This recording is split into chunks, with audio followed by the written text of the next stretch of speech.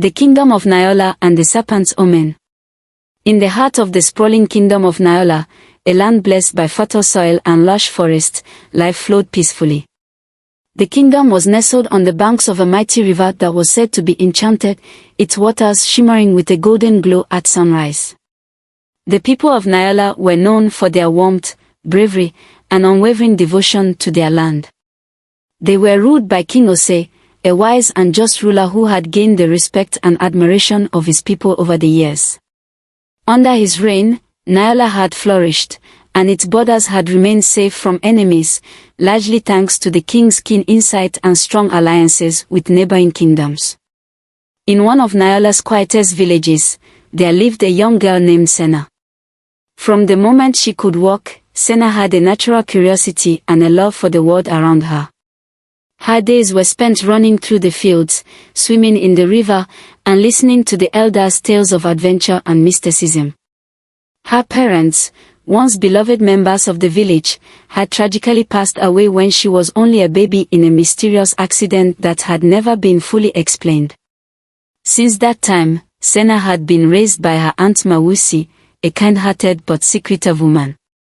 While Aunt Mawusi had cared for Senna as her own, there was a hidden bitterness in her heart. She saw in Senna the potential for greatness, something Mawusi had never known in her own life. The girl's intelligence, charm, and courage made Mawusi uneasy, for she feared that Senna's future could surpass her own. She loved the child, but she could never escape the shadows of jealousy that occasionally crept into her heart. Senna, on the other hand, had always dreamed of a life beyond the village. She had been told countless times that she was destined for something greater, something beyond the boundaries of this small home. Yet, despite these dreams, she could not shake the feeling that there was a weight on her soul, a deep longing she didn't fully understand. The kingdom, however, would soon face a crisis that would change Senna's life forever. One fateful morning, as the sun began to rise over Nyola, a loud commotion echoed from the palace gates. People from all over the kingdom rushed to witness an event unlike any other. A massive serpent, its scales glistening in the sunlight, slithered slowly towards the palace. It was enormous, its body coiling and uncoiling as it moved. But what was most unusual was the serpent's belly, swollen and heavy, as though it carried something inside it, a life, perhaps. The serpent's arrival was unlike anything the people had ever witnessed. It was no ordinary creature. Its eyes, glowing with an otherworldly light, seemed to pierce through the very souls of those who stood near. The beast stopped at the gate of the palace, blocking the entrance and refusing to budge. It remained there, silent but imposing, waiting for something or someone. The king, curious and concerned, called for his advisors to investigate this strange occurrence. The palace courtyard was filled with onlookers, but no one dared approach the serpent. It was a creature of power, and its presence alone sent a chill down the spines of the bravest men and women. After some time, the serpent raised its head and spoke in a voice that echoed through the kingdom, its words heavy with ancient wisdom. "The child I bear holds the fate of your throne," it declared. The people gasped in disbelief. How could a serpent, a creature known for its mystique and danger, be carrying a child? What could this omen mean? The king's heart skipped a beat. He had heard of strange prophecies and omens, but this was unlike anything he had ever encountered. King Osei, though confused, knew that such an occurrence could not be ignored. He called for the wisest of his advisors and scholars to interpret the prophecy, but their faces were filled with just as much confusion as his own. How could this serpent's child affect the very future of his kingdom? And what did it have to do with his reign? As the serpent's ominous words hung in the air, King Osei's thoughts turned to his only daughter, Princess Nyasha. Though young, she had always shown an extraordinary ability to lead and an insight that surpassed her age. Was there a connection between the prophecy and his daughter? Or was this a sign that the future of Nyola was no longer within his control? The kingdom was on the brink of a mystery that would shake the very foundations of the royal family. And among those who would be swept into the unfolding events was a girl named Senna, unaware that her own destiny was about to collide with that of the kingdom, forever changing the course of history, the curse of the forgotten name. The kingdom of Naola was a land steeped in ancient traditions and wisdom. Among its people were the priests, wise men and women who had dedicated their lives to understanding the secrets of the universe. They studied the stars, the river's currents, and the very wind itself. When the serpent's prophecy reached the ears of the royal family, the priests were immediately consulted. They pored over old scrolls and whispered old chants, searching for any answers that could make sense of the omen. It was then that an ancient legend was recalled, one that had been passed down through the generations, whispered only in the deepest corners of the kingdom's temples. The legend spoke of a ruler, a great king chosen by the gods themselves, who would lead his people to prosperity and peace. But there was a curse, a dark shadow, that would fall upon this ruler if he forgot his true name, the hidden name granted to him at birth by the gods. The legend was clear: if a ruler could not recall this name, the curse would be set into motion. The kingdom would fall into ruin, and darkness would consume the land. The priest, after much deliberation, realized that King Ose had forgotten his true middle name, the sacred name given to him at birth. The knowledge of this name had been lost to time, a forgotten secret that no one, not even Ose himself, could recall. As the weight of the prophecy sank in, the king's heart began to race. Could it be that this forgotten name was the key to saving Naola? Could this forgotten part of his identity be the very thing that could stop the serpent's warning from coming true? The realization was both terrifying and puzzling. Only one person in the kingdom might unknowingly hold the answer to this mystery: Senna. Unbeknownst to the king, Senna's connection to the royal family ran deeper than anyone could have ever imagined. She was the key to unlocking the secrets of the kingdom's past, though she had no idea of her true significance. Meanwhile, Senna was beginning to experience strange dreams, visions that were both haunting and compelling. She dreamed of a grand palace, its halls filled with the sounds of laughter and music, but a shadow loomed over it all. In her dreams, she saw an unborn child, a tiny being still growing in the darkness. A great disaster unfolded, threatening to destroy everything. Each vision was more vivid than the last, and she woke each morning feeling as though she had seen something important, something she could not fully understand. Senna could not shake the feeling that these dreams were somehow connected to her destiny. But what did they mean? And why were they now consuming her thoughts? As this strange event unfolded, Aunt Mawusi grew increasingly agitated. She had always feared that Senna was destined for greatness, and now it seemed that the prophecy was drawing closer to revealing its truth. Mawusi knew that if the girl reached the king, her own carefully constructed life might come crumbling down. She would do anything to keep Senna away from the royal family, even if it meant using the darkest of means. Mawusi's jealousy and fear festered like a poison, and soon she began to plot in secret. She would do whatever it took to ensure that Senna never reached the king's presence, even if it meant using lies, manipulation, or force. She could not allow her niece to interfere with the future she had imagined for herself. At the same time, the kingdom prepared for a grand gathering, an event unlike any the people of Naola had ever seen. It would be a celebration of the gods, a contest where people from every corner of the kingdom were invited to attempt to guess King Ose's forgotten name. It was said that whoever succeeded would be granted an unimaginable reward, a reward that could change the fate of the entire kingdom. As the day of the gathering drew nearer, the people of Naola buzzed with excitement. Merchants, scholars, and mystics from distant lands arrived, each hoping to be the one who could uncover the lost name of the king. The streets were filled with music and laughter, and for the first time in years, there was a sense of hope and anticipation in the air. But what the people did not know was that there was a darker force at work.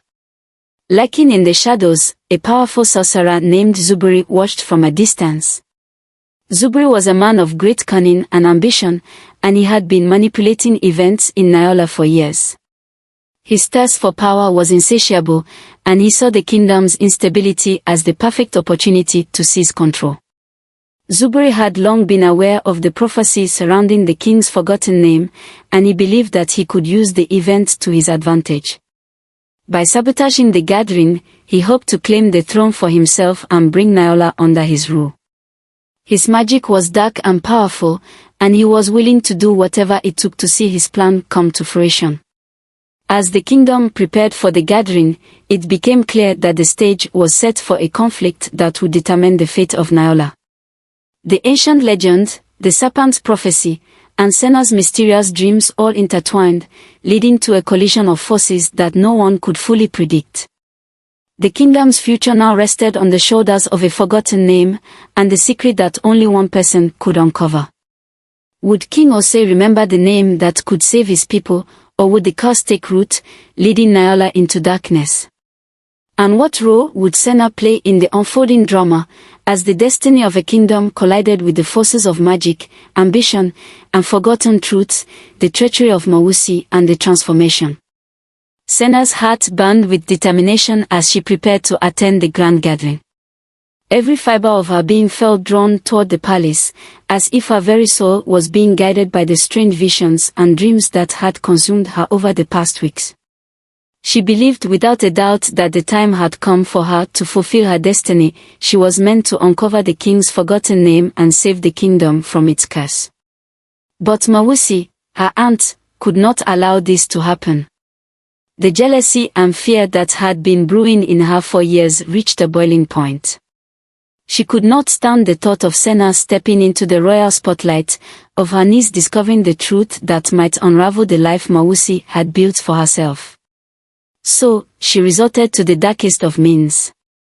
Mawusi's hands trembled as she wove the spell, her voice low and filled with malice. She had learned the ancient art of dark magic long ago, but this was a curse of a far darker nature. It was a spell of erasure, meant to rob its victim of their very essence. Mawusi took a red scarf, a symbol of both protection and doom, and draped it around Senna's neck while she slept. As the magic flowed through the fabric, Senna's dreams turned into shadows, her memories slipping away like water through her fingers. When Senna awoke, she was disoriented, unsure of where she was or what had happened. The world around her felt unfamiliar, like a dream half remembered. Her name, her past, everything felt distant, like it belonged to someone else. The red scarf around her neck burned with an unsettling heat, but she could not recall why. It was as though a veil had descended over her mind, obscuring her true identity. She wandered through the village, the people around her staring at her with confusion, as if they, too, could sense that something was not right. Without her memories or her purpose, she had no direction, no goal. Her heart ached with a deep, unexplainable loss, but she could not grasp the reason for her sorrow. Lost and adrift, Senna eventually found herself deep in the forest. The dense trees loomed over her like silent sentinels, their shadows stretching long across the ground. She had no idea how she had arrived there or what she was searching for, but something called to her from the heart of the woods. And then, through the thick undergrowth, she saw it, a serpent, enormous and pregnant, coiled lazily beneath a tree. The serpent's golden eyes met hers, and for a moment, time seemed to freeze. A sense of recognition washed over Senna, though she could not understand why. The serpent's voice, smooth and ancient, filled her mind. "You have forgotten," the serpent whispered, its voice carrying an ancient weight. "But the truth lies within you, hidden in the depth of your soul.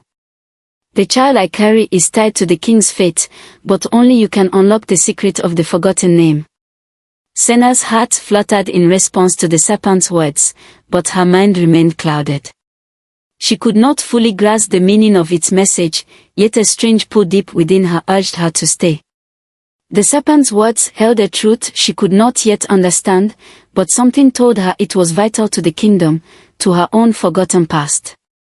Before she could speak, the serpent's eyes narrowed with understanding. "You must remember," it hissed, as if imparting a silent command. But as Senna tried to focus on the words, her vision blurred, and the world around her seemed to spin. The weight of the red scarf around her neck tightened, suffocating her sense of self. Mawusi's dark magic had begun to take full effect. Senna fell to the ground, her body trembling with an unnatural cold. Her limbs began to change, contorting as if something inside her was forcing its way out. Panic surged through her, but the serpent's calming voice was there, soothing her mind. Do not fear. The transformation is necessary. It is part of your path. And just as the serpent had said, Senna's body shifted. Her arms lengthened, her legs shrunk, and her skin rippled with scales. A cold, slithering sensation took hold of her as she became a creature of the serpent's kind, a being trapped between her old self and the new form she had been forced into. As her human form gave way to the sleek, sinuous body of a serpent, Senna's mind raced. She could still feel the pull toward the palace, still know that she must find the king and unlock the forgotten name before it was too late. But the curse Mawusi had placed on her had robbed her of the ability to speak, to explain herself, to be recognized for who she was. Now, she was a creature of myth and mystery, destined to slither toward the palace in the hope that she could somehow reach the king in time. But Mawusi was not finished. As she watched the transformation from a hidden vantage point, her heart filled with triumph and rage. She had not only stripped Senna of her identity but had also condemned her to a life of fear and confusion. She believed that Senna, in her new serpent form, would be lost forever, unable to fulfill her destiny. Mawusi had no idea that the transformation, though cruel, was not the end of Senna's journey, but merely the beginning. Senna, now a serpent, slithered through the forest toward the palace, driven by an instinct she could not fully understand. Her mind, though clouded, held fragments of the serpent's message, and the weight of the king's forgotten name pressed on her heart like an unbearable burden. The kingdom's fate rested on her ability to remember what had been lost. Would she be able to unlock the secret of the forgotten name in time to save the kingdom? Or was she doomed to remain a serpent, forgotten by all and lost to the world? The answers lay ahead, in the heart of the palace, where the gathering would soon take place, the king's journey and the forbidden forest. The grand gathering at the palace was a spectacle of tension and anticipation. People from all corners of the kingdom had traveled to be part of this historic event, eager to guess the king's forgotten name. King Ose sat on his throne, his face etched with uncertainty, as the crowd eagerly offered their guesses, each name more ridiculous than the last, but none close to the truth. The air was thick with frustration, and the king felt a sinking sense of despair. What had once seemed like a moment of hope now felt like a cruel reminder of his forgotten past. As the sun dipped lower into the sky, a strange rustling filled the air. The gathered crowd turned in surprise as a colossal serpent, pregnant and majestic, slithered through the palace gates, its massive body coiling with regal grace. Its golden eyes gleamed with ancient wisdom, and its presence alone sent a wave of unease rippling through the crowd. The serpent paused before the king, who had no choice but to stand and meet its gaze. There was an undeniable connection between them, a silent understanding that seemed to pass between their eyes. Without a word, the serpent opened its mouth and spoke in a voice that echoed like the wind through the trees. The forgotten name is Ose Amora. The words hung in the air like a thunderclap, and the entire gathering fell silent. Gasps rippled through the crowd, and King Ose staggered, clutching the edge of his throne. The moment the name was spoken, a surge of dark energy swept through the palace, and the king felt it, the curse activating within him. A great weight settled on his chest, and his heart pounded as if the very fabric of his being was being pulled apart.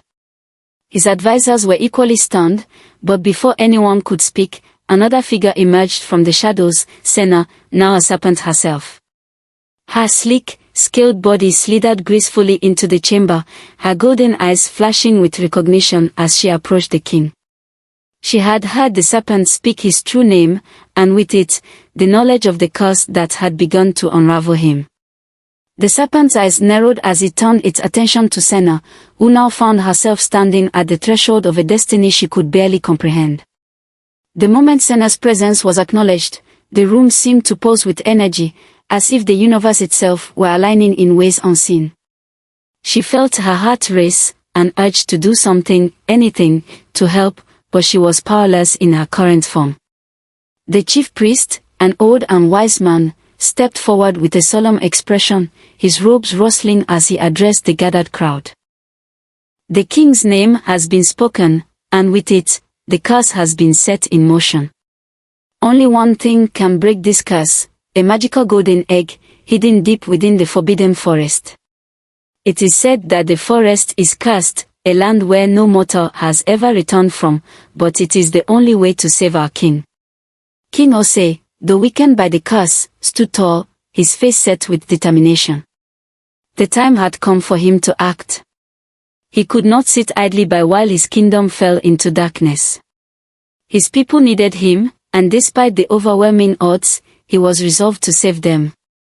"I will retrieve the egg," he declared, his voice steady and unwavering.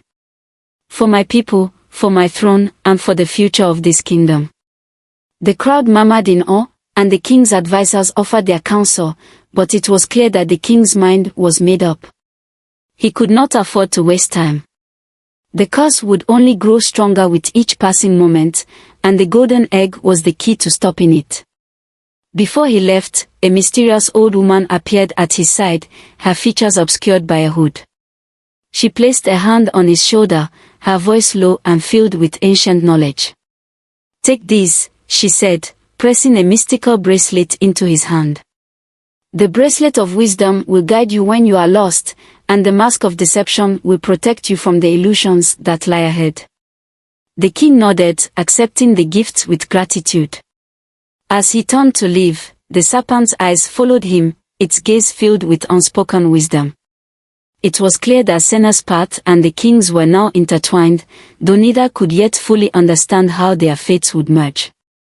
King Ose embarked on his perilous journey alone, armed with only his sword, the mystical bracelet, and the mask. The path to the forbidden forest was treacherous, its borders marked by dark magic and dangerous creatures. As the king entered the forest, the very air seemed to change. The trees loomed over him like silent sentinels, their branches twisted and gnawed, as if they too were corrupted by the curse that plagued the land. As he ventured deeper into the forest, the king encountered horrors unlike anything he had ever imagined, monsters with eyes that glowed like embers, demons that whispered his deepest fears, and illusions that warped his sense of reality. At one point, he found himself standing in front of a vast chasm, its depths seemingly endless, and the sound of distant screams echoed from within. It was a test, a trial that sought to break his resolve, but King Ose stood firm, his grip on his sword tightening. And then, from the shadows, an ancient dragon emerged. Its scales were like molten fire, its wings vast and powerful. The king instinctively stepped back, his heart racing, but the dragon's eyes held no malice. "I have been watching you, Ose Amora," the dragon said, its voice deep and rumbling like thunder. "You seek the golden egg, but know this. The path you walk will demand a great sacrifice." The king swallowed hard but did not waver. "I will do whatever it takes to save my kingdom." The dragon nodded solemnly. "Then you must be prepared. The golden egg is guarded by the heart of the forest. It will test your soul, and only the purest of hearts can pass." With that, the dragon vanished, leaving behind only a trail of smoke. The king pressed forward, the weight of his mission heavy upon him. He had come too far to turn back now. Unbeknownst to him, lurking in the shadows of the forest, Zubri, the evil sorcerer who had been manipulating events from behind the scenes, watched with malevolent glee. Zubri knew that if King Ose succeeded, it would seal the king's fate, and his own plans to seize the throne would be thwarted. Zubri was determined to ensure that Ose would never return from the forbidden forest. As the king ventured deeper into the heart of the cursed land, he had no idea that Zubri's shadow was closing in, the truth behind the serpent's child. King Ose had triumphed in the forbidden forest, overcoming countless trials and dangers to retrieve the magical golden egg. But as he made his way back, the darkness of the forest seemed to cling to him. The egg, glowing faintly with an ethereal light, felt heavy in his hands, its power both comforting and foreboding. With each step, the king felt a surge of strength, but also a strange sense of dread. Would it be enough to break the curse? Unbeknownst to him, Zubri, the sorcerer who had long been scheming in the shadows, had already put his plan into motion. In his twisted ambition to seize the throne, Zubri spread a false prophecy across the kingdom. Whispers of the king's demise swirled through the streets, carried by the sorcerer's dark magic. The king has perished in the forbidden forest, the rumors claimed. His death was foretold. The kingdom is lost. As the news reached the palace, panic set in. King Ose's advisors and loyal subjects were overcome with grief, and preparations for a grand funeral began. The kingdom, once full of hope and vitality, seemed to collapse under the weight of their sorrow.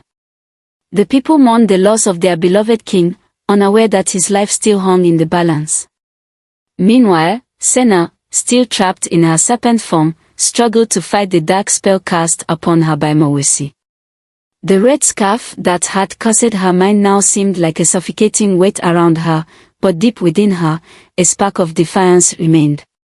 She had seen too much to let herself be consumed by this magic.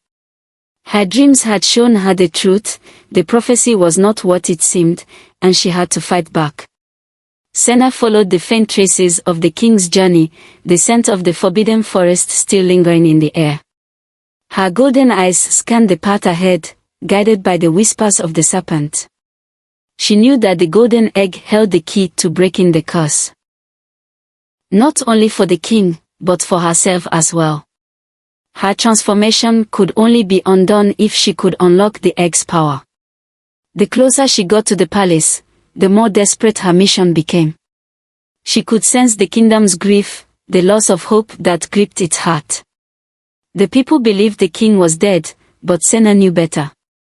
King Ose was alive, and she had to find him before Zubri's false prophecy could seal the kingdom's doom. As Senna slithered toward the palace, a wave of strange energy washed over her.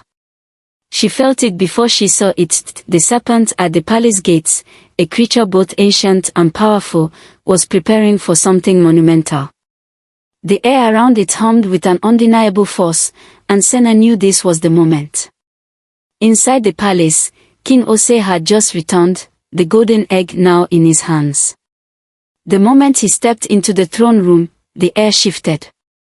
The egg pulsed with an intense energy, and as he placed it on the ground before him, a quiet calm seemed to settle over the room. The serpent, which had been silently watching from the shadows, coiled around the egg. Its body trembled, as if preparing for a great event. Slowly, the serpent gave a deep, resonant hiss, and with a final push, it gave birth. But to everyone's astonishment, the creature did not lay another snake. Instead, a human child, alive and breathing, emerged from the serpent's body. The room fell into stunned silence. The child was a boy, wrapped in the soft glow of magic. His skin was fair, his eyes an unusual shade of gold that gleamed with an ancient wisdom. He looked up at the king, his gaze unwavering, as if he had always known who he was meant to be. There was a deep connection between them, a bond that transcended words.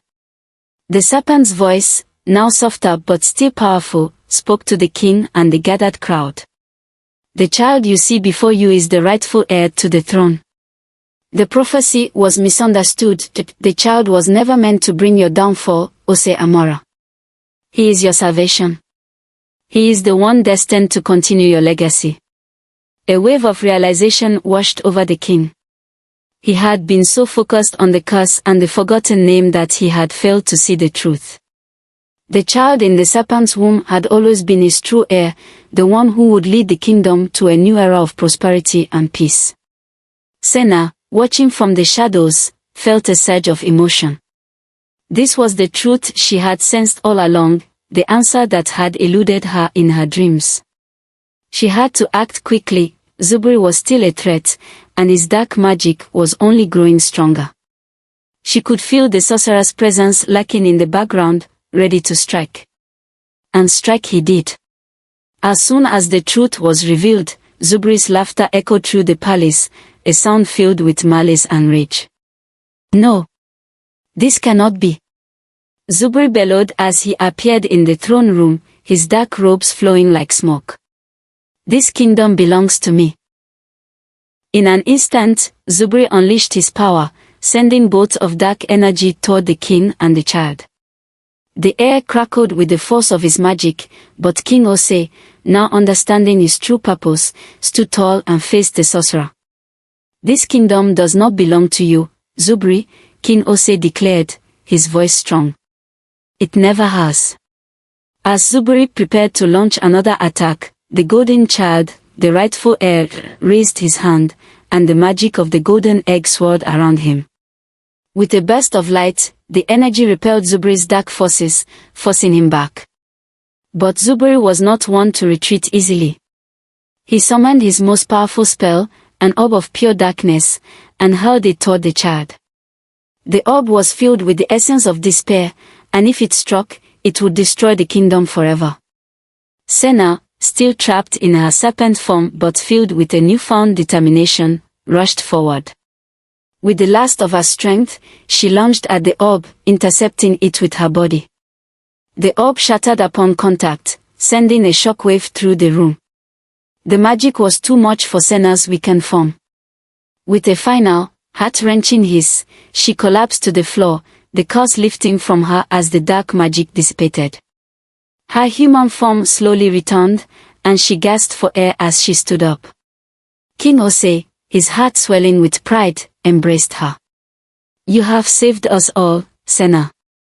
The child, glowing with power, stood beside them, a silent promise in his eyes. The kingdom had been saved, but a new journey had just begun.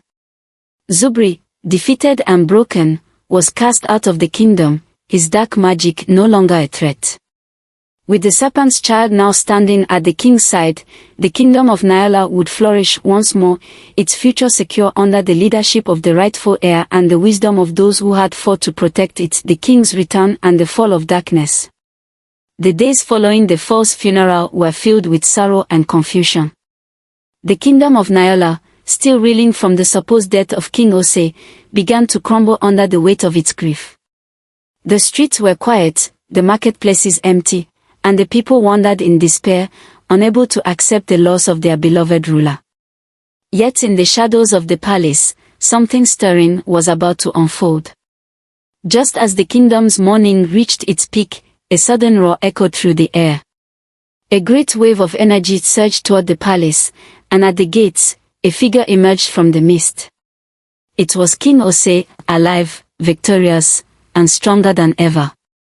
The crowd erupted in joyous disbelief as their king, bearing the golden egg in his hands, stepped into the palace with Senna by his side. "I am not dead," King Ose declared with a voice that rang like thunder, shaking the hearts of all who heard it. "The darkness that threatened us has been vanquished, and I have returned to lead you." The crowd cheered in relief, but the king's next action caused a wave of astonishment to ripple through the gathered people. He approached Senna, still carrying the glowing golden egg, and with a single touch, the egg burst open, releasing a powerful, radiant light. The air seemed to shimmer with divine energy, and as the light faded, Senna's serpent form was gone. Before the people stood the young woman they all knew, Senna, now restored to her true self. The kingdom rejoiced, and the prophecy was finally revealed. The child of the serpent, the heir to the throne, was not a symbol of doom but a beacon of hope.